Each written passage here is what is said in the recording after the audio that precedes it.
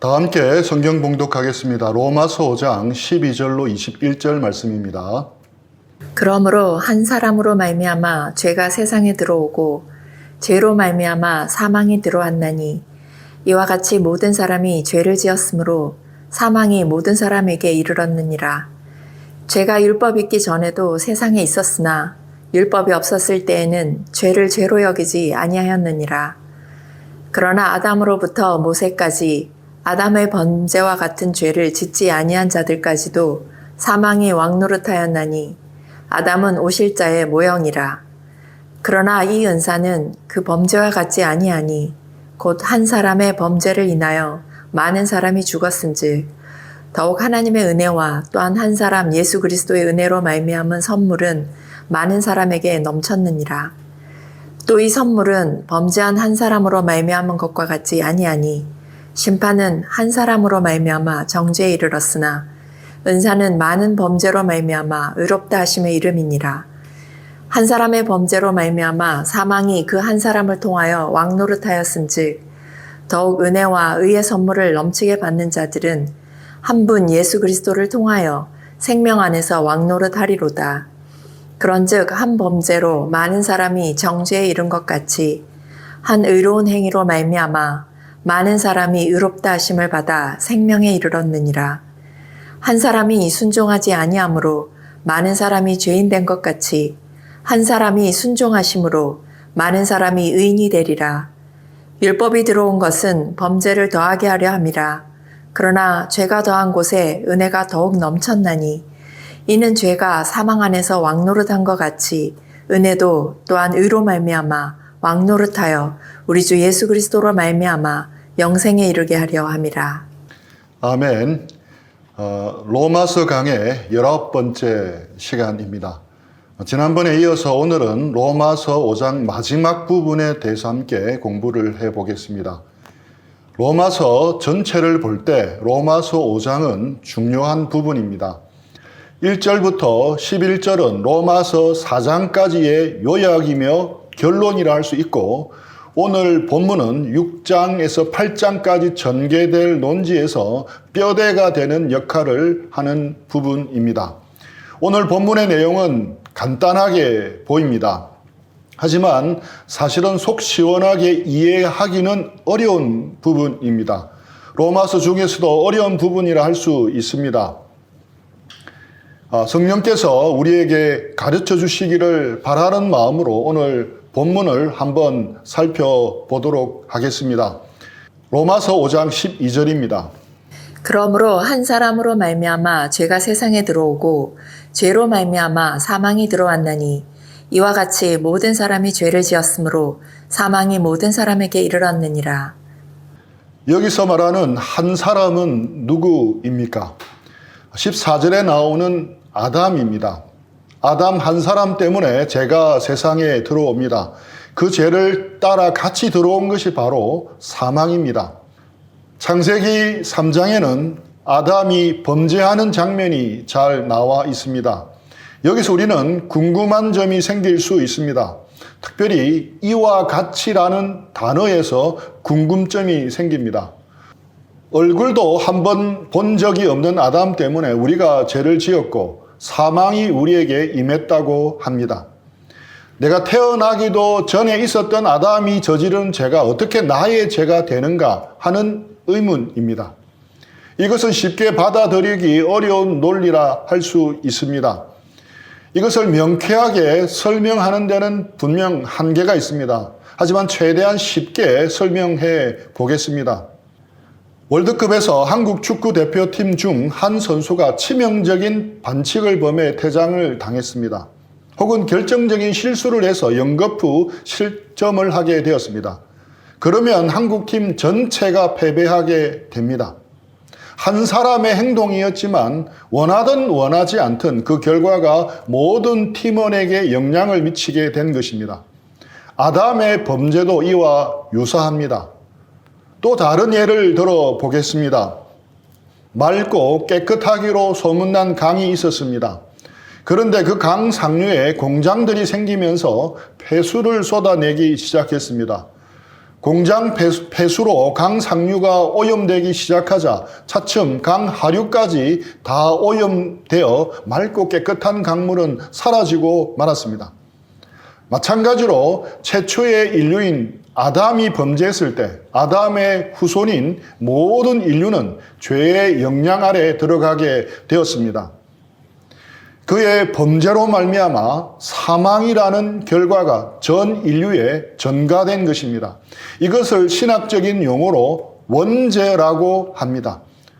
원죄는 사람들이 받아들이기 몹시 꺼리는 교리입니다. 이 원죄가 쉽게 이해되지 않지만 성경은 모든 인간은 아담으로부터의 원죄를 물려받았다라고 말합니다. 우리는 이 사실을 받아들이기도 싫고 이해하기도 쉽지 않습니다. 하지만 우리는 이 원죄에 대한 교리를 받아들일 수밖에 없는 뚜렷한 증거를 가지고 있습니다. 아무리 싫게 느껴진다 할지라도 증거가 분명하다면 손을 들 수밖에 없는 것입니다. 그 뚜렷한 증거가 무엇인지 아십니까? 첫째는 우리 자신입니다. 우리 자신을 보면 우리가 죄를 가지고 태어났음을 알 수 있습니다. 우리는 죄를 짓습니다. 죄를 배우지도 않았지만 자연스럽게 죄를 짓습니다. 가르쳐 주지도 않았어도 자연스럽게 죄를 짓습니다. 어린아이들은 천사같이 보입니다. 하지만 조금만 키워보면 꼭 그렇지만은 않다는 것을 알게 됩니다. C.S. 루이스는 순전한 기독교에서 이렇게 말했습니다. 아이들이 선한 행동을 배우는 데는 많은 가르침이 필요하지만 이기적인 행동을 하도록 가르칠 필요는 없다. 그것은 본능적으로 나온다. 맞습니다. 거짓말하라고 가르쳐주지 않아도 겨우 말을 떼기 시작한 어린아이들도 거짓말을 합니다. 아무도 가르쳐주지 않아도 엄마 아빠가 동생을 사랑하는 것을 보면 질투합니다. 그래서 우리는 결코 어린아이들에게 거짓말하는 법을 가르쳐주지 않아도 됩니다. 이기적으로 행동하는 법을 가르쳐주지 않아도 됩니다. 우리는 태생적으로 그런 죄를 가지고 태어났습니다. 선하게 태어났는데 사회에서 배우다 보니 악해진 것만이 아닙니다. 물론 어른이 되고 사회생활을 하면서 죄를 더 많이 배우기는 하지만 출발은 우리 모두가 죄인이었다는 것입니다. 이런 것만 봐도 인간은 아담으로부터 원죄를 물려받은 것을 알 수가 있습니다. 다윗은 밧세바를 범하는 죄를 저지른 후 울부짖었습니다. 다윗은 말합니다. 제가 젊었을 때는 나름 경건하게 살았는데 왕이 되면서 잠시 방심했던 것 같습니다. 제가 원래는 죄를 안 지을 수 있었는데 잠시 마음을 놓아버려서 죄를 지어 버렸습니다. 이것은 저의 한순간의 실수입니다. 다윗이 이렇게 말했습니까? 아닙니다. 다윗이 뭐라고 고백하며 울부짖었습니까? 다윗의 회개시로 잘 알려진 시편 51편을 보겠습니다. 시편 51편 5절입니다. 내가 죄악 중에서 출생하였으며 어머니가 죄 중에서 나를 잉태하였나이다. 자신은 죄악 중에서 출생하였다고 합니다. 즉 태어나면서부터 죄인이라고 고백하고 있습니다. 원죄를 가지고 태어났다는 것입니다. 자신이 죄를 지어서 죄인이 아니라 죄인이어서 죄를 지었다고 고백하고 있는 것입니다. 이는 다윗의 이야기만이 아니라 우리의 모습이기도 합니다. 원죄를 가지고 태어난 것에 대한 또 다른 뚜렷한 증거가 있습니다. 그것은 바로 모두가 죽는다는 것입니다. 죄의 결과인 사망에서 어느 누구도 예외가 없다는 것입니다. 섹스피어는 이렇게 말했습니다. 죽음을 제외하고는 아무것도 우리의 것이라 부를 수 없다. 분명 옳은 말입니다. 어느 누구 한 사람도 예외 없이 우리 모두가 가진 분명한 소유가 하나 있다면 바로 죽음입니다. 죽음은 한 사람도 빠짐없이 평등하게 나누어 가지는 재산입니다. 죽음의 문제는 지금까지 과학으로도 완벽하게 설명할 수 없지만 분명한 것은 우리 모두가 죽습니다. 성경은 이것이 바로 원죄 때문이라고 말씀합니다. 이것을 대표성의 원리라고 합니다. 하나님이 사람을 대하실 때 두 명의 대표자를 통해서 대하십니다. 한 사람은 아담이고 또 다른 한 사람은 예수 그리스도입니다. 세계 인구는 80억 명이지만 하나님이 보실 때는 2명입니다. 인류에게는 오직 이 2명의 대표자만 있을 뿐입니다. 그래서 모든 사람은 하나님 앞에서 아담 아니면 예수 그리스도로 대표자를 삼고 살아갑니다. 한국 축구 국가대표팀이 일본을 이겼습니다. 분명 국가대표 선수들이 이겼지만 우리는 우리가 일본을 이겼다라고 말합니다. 이것이 바로 대표성의 원리입니다. 아담 한 사람의 범죄가 대표성을 가지는 것입니다. 전쟁 중에 성문을 지키는 병사 한 사람이 적의 회유에 넘어가 성문을 열어줍니다. 어떻게 되겠습니까? 매복해 있던 적들이 열린 성문을 통해 순식간에 성 안으로 들어와 있는 대로 사람들을 죽이고 다 빼앗아 가는 것입니다. 성문을 열어준 병사 입장에서는 그냥 문 하나 열어준 것이라 생각할 수 있습니다. 하지만 그 결과 성 안의 모든 가족과 백성이 죽임을 당합니다. 노예로 끌려가는 엄청난 결과를 가져오게 됩니다. 우리의 조상 아담이 에덴 동산에서 하나님의 축복을 받으며 살았습니다.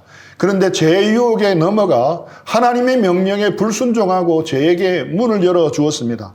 그 결과 죄가 인간이 살고 있는 에덴 동산에 들어왔습니다. 그런데 그 죄는 사망이라는 놈을 같이 데리고 들어왔습니다.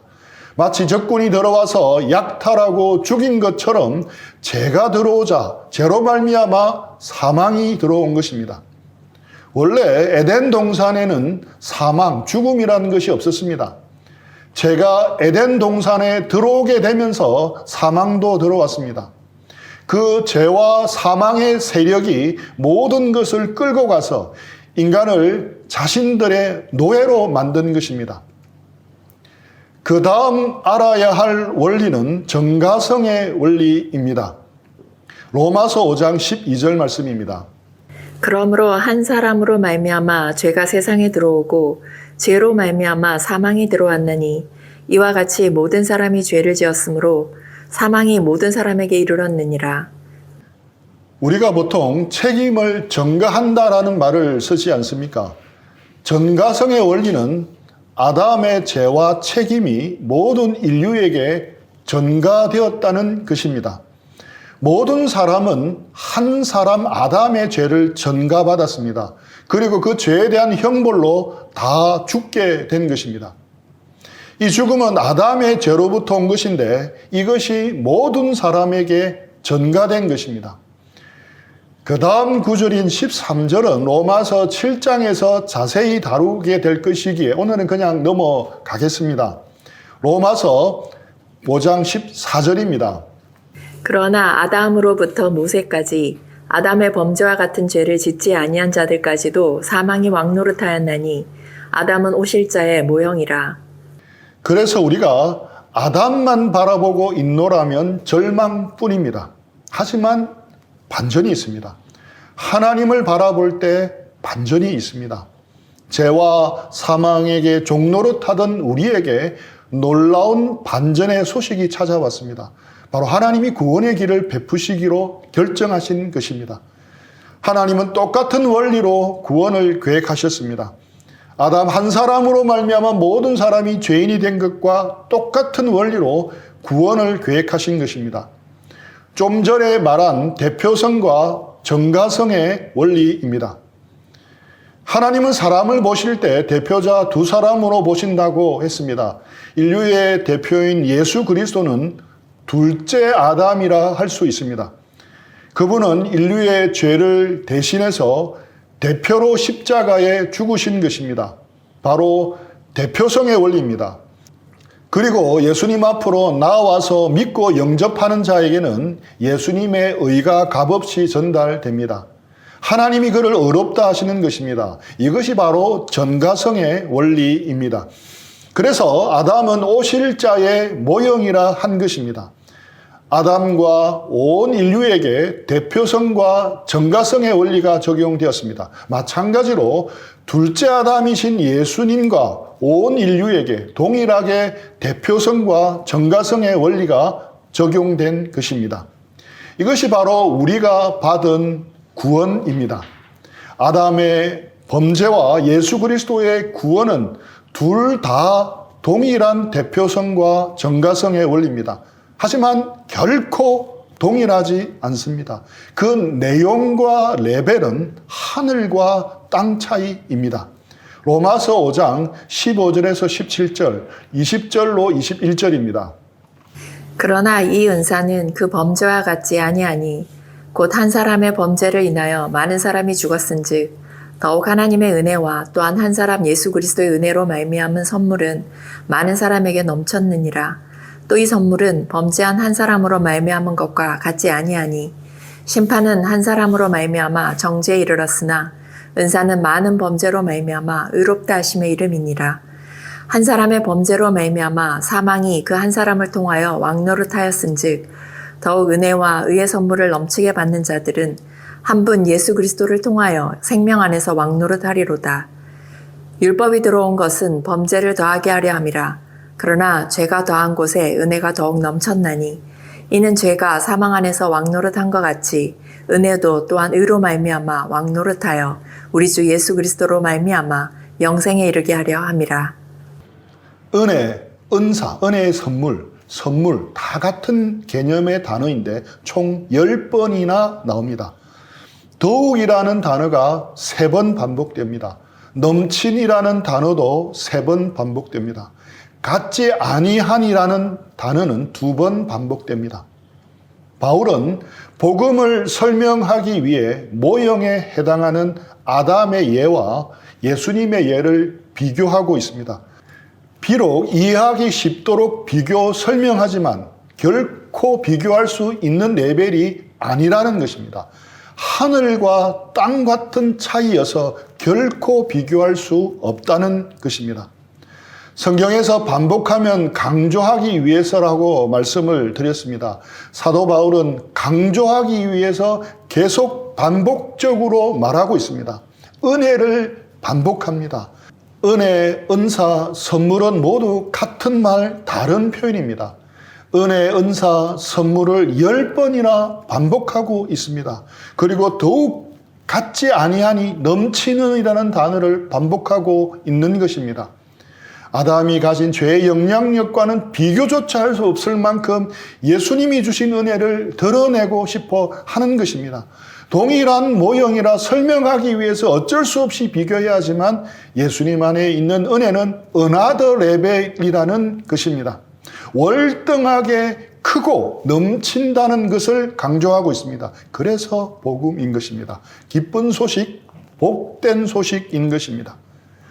그래서 오늘 설교 제목도 비교 불가 어나더 레벨입니다. 언뜻 생각하면 아담도 혼자의 범죄로 모두를 사망에 이르게 했고 예수님도 홀로 희생하심으로 모두를 생명에 이르게 했다면 똑같은 것이 아닌가 싶습니다. 그러나 사망에 이르게 하는 것과 생명에 이르게 하는 것은 비교할 수 없이 차이가 큰 것입니다. 왜 그렇겠습니까? 화단의 꽃을 꺾어 죽이는 것은 단 1초면 됩니다. 하지만 그 꽃을 피우는 것은 오랜 정성을 요구합니다. 아름드리 나무를 잘라내는 데는 몇 시간이면 족합니다. 하지만 그 나무를 그렇게 자라게 하는 데는 수십 년, 수백 년이 걸립니다. 아름다운 가구를 부숴버리는 데는 몇 번이면 족합니다. 하지만 그 가구를 만드는 것은 장인의 오랜 수고를 요구합니다. 경건한 젊은이를 타락시키는 것은 순간이면 충분합니다. 하지만 타락한 젊은이를 경건하게 만드는 것은 정말 오랜 수고와 피땀 어린 기도가 요구됩니다. 그렇다면 생명을 죽이는 것과 살리는 것 어느 것이 쉽습니까? 어느 것이 더 큰 힘을 요구합니까? 죽이는 것보다 살리는 것은 어떤 경우에도 비교할 수 없이 큰 능력과 수고와 희생을 요구합니다. 그래서 인류에게 생명을 주시는 그리스도의 은혜는 은하더 레벨입니다. 비교 불가할 정도로 은하더 레벨입니다. 또한 그 은혜는 단지 다시 원래의 수준으로 회복하는 것으로 만족하지 않습니다. 그 이상을 주셨습니다. 그래서 더욱 넘치느니라 같지 아니하니라는 단어를 반복하고 있는 것입니다. 이 넘치는 은혜, 놀라운 하나님의 사랑의 선물이 지금 로마서를 기록하고 있는 바울 사도를 사로잡고 깊이 감동시키고 있는 것입니다. 사도 바울은 이 넘치는 하나님의 은혜를 너무도 잘 알았습니다. 그는 에베소서에서 넘치는 은혜라고 표현했습니다. 청량할 수 없는 은혜라고 표현했습니다. 그랬기에 그는 당당할 수 있었습니다. 자신감이 넘쳤습니다. 누가 뭐래도 그는 자신에게 주신 하나님의 넘치는 은혜 때문에 당당했습니다. 비록 지병도 가지고 있었고 볼품없는 외모의 행색도 늘 변변치 않았습니다. 노년에 홀로 감옥에 갇혀 있을 때 그를 챙기는 사람은 거의 없었습니다. 그래도 그는 당당했고 자신감이 넘쳤고 확신에 차 있었습니다. 오히려 자기의 약점들을 과감히 드러내었습니다. 처음에는 자신이 모든 사도 중에서 가장 작은 자라고 했습니다. 그리고 좀 시간이 지나자 자신은 모든 성도 중에서 가장 작은 자라고 소개했습니다. 급기야 인생 마지막에는 자신은 죄인 중의 괴수라고 소개하고 있습니다. 점점 더 자신을 높이는 것이 아니라 낮추고 있습니다. 항상 이렇게 자신을 소개한 뒤 그 다음에 그가 빠지지 않고 꼭 공통적으로 언급하는 것이 있습니다. 그것은 바로 하나님이 자신에게 주신 은혜입니다. 디모데전서 1장 14, 15절입니다. 우리 주의 은혜가 그리스도 예수 안에 있는 믿음과 사랑과 함께 넘치도록 풍성하였도다. 믿보다 모든 사람이 받을 만한 이 말이여. 그리스도 예수께서 죄인을 구원하시려고 세상에 임하셨다 하였도다. 죄인 중에 내가 괴순이라. 그는 넘치도록 부어주신 하나님의 은혜를 알았습니다. 그랬기에 누가 뭐라고 해도 주눅들거나 상처받지 않고 당당했습니다. 이것이 바로 은혜가 왕노릇하는 삶입니다. 은혜에 의해 지배받는 삶의 모습입니다. 은혜가 이끌어가는 인생의 모습입니다. 그리고 우리가 누려야 할 구원의 모습입니다. 말씀을 준비하면서 이전에 제가 자주 했던 결심과 기도가 다시금 생각이 났습니다. 저는 대학 때부터 열등감에 자주 시달렸습니다. 저는 제 또래 다른 형제들보다 크게 두각을 나타내지 못했습니다. 사람들 앞에서는 말도 잘 못했습니다. 수줍음이 많아서 늘 소극적이었습니다. 제가 목사가 된 것도 기적에 가깝습니다. 주님께 헌신해서 몇 해 동안은 열심히 전도했지만 처음에는 전도의 열매가 맺히지를 않았습니다. 전도도 못하고 나는 잘하는 게 별로 없구나 하는 열등감에 자주 빠져 힘들어했습니다. 그때마다 주님께서 은혜를 주셨고 다시금 일어서게 해주셨습니다. 그때마다 반복해서 드린 기도가 있습니다. 주님, 저같이 부족한 사람을 통해서도 하나님께서 하나님의 뜻을 이루십니다. 저같이 연약한 사람을 통해서도 하나님의 일을 하실 수가 있습니다. 이것을 드러내어 보여주는 것이 저의 사명입니다. 이것을 통해 하나님께 영광 돌리기를 원합니다. 아무리 보아도 저는 부족합니다.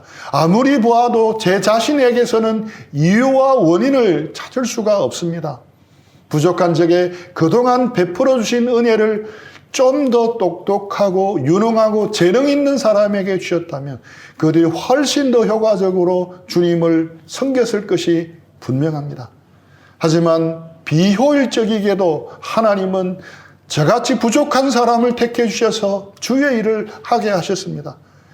이것은 제가 받은 전적인 은혜입니다. 예수님 때문에 제가 누린 어나더 레벨의 은혜입니다. 넘치는 은혜입니다. 이제 열등감에 빠지지 않고 하나님을 더욱 의뢰합니다. 하나님, 부족한 저를 통해서 일하실 수 있음을 드러내시고 하나님 영광받아 주옵소서. 이렇게 많이 기도했습니다. 말씀을 준비하면서 다시금 이 기도를 하게 되었고, 잊지 않고 이 기도에 합당한 삶을 살아 나가야겠다는 다짐을 하게 되었습니다. 로마서 5장 21절입니다. 이는 죄가 사망 안에서 왕노릇한 것 같이 은혜도 또한 의로 말미암아 왕노릇하여 우리 주 예수 그리스도로 말미암아 영생에 이르게 하려 함이라. 이 말씀처럼 예수님 안에서는 은혜가 왕노릇합니다. 은혜가 왕노릇하여 영생에 이르게 한다고 말씀합니다. 그 은혜 때문에 우리가 미래에는 넉넉히 영원한 구원의 자리까지 나아갈 수 있다는 것입니다. 우리에게 주어진 운동장은 이미 한쪽으로 크게 기울어져 있습니다. 아담부터 죄가 들어온 탓에 제 아무리 발버둥을 쳐도 공은 원하지 않은 곳으로 굴러갈 수밖에 없었습니다. 하지만 하나님이 예수님의 십자가로 이 운동장을 다시 평평하게 했습니다. 나아가 구원으로 역전될 수 있도록 만들어 주셨습니다. 원죄란 이미 기울어진 운동장을 뜻합니다. 예수님을 통해 주신 은혜는 그 운동장을 다시 바르게 세우셔서 우리에게 새 기회를 주시는 것입니다. 죄의 힘은 기울어진 운동장처럼 무섭습니다. 하지만 예수님을 통해 주신 은혜의 힘은 더욱 강력합니다. 기울어진 운동장을 바로잡아서 구원에 이르도록 다시 기울여 주시는 것입니다. 죄의 유혹은 뿌리치기 힘듭니다. 하지만 하나님의 은혜는 더욱 강력합니다. 죄의 결과는 치명적입니다. 하지만 하나님의 은혜는 더욱 치명적이고 놀랍습니다. 죄의 짐은 인생의 무거운 짐입니다. 하지만 예수님의 십자가는 그 죄의 짐을 벗겨주고 내려줍니다. 이 은혜가 우리를 결국에는 영원한 구원으로 인도하는 것입니다. 비교 불과 은하더 레벨의 은혜입니다. 비교 불과 은하더 레벨인 이 은혜가 우리를 지배하기를 축복합니다. 이 은혜가 우리에게 막강한 영향력을 행사하는 한 주가 되기를 주님의 이름으로 축복합니다. 우리 들은 말씀 생각하면서 기도하고 적용하는 시간들 가지겠습니다.